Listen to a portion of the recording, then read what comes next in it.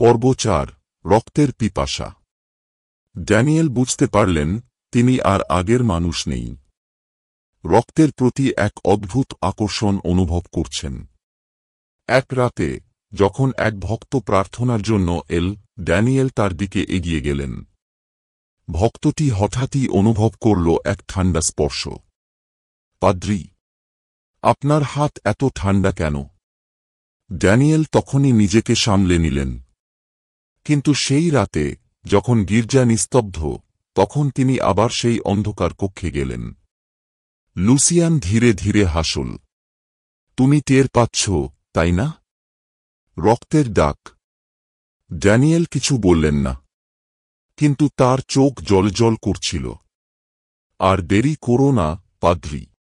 তুমি আর মানুষ নও। তুমি আমার মতোই একজন রক্তপিপাসু। ড্যানিয়েলের ঠোঁটে এক পৈশাচিক হাসি ফুটে উঠল।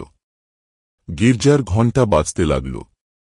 কিন্তু সেদিন থেকে কেউ আর রাতের গির্জায় প্রবেশ করেনি, কারণ বাতাসে একটা গা ছমছমে কণ্ঠস্বর ভেসে আসত।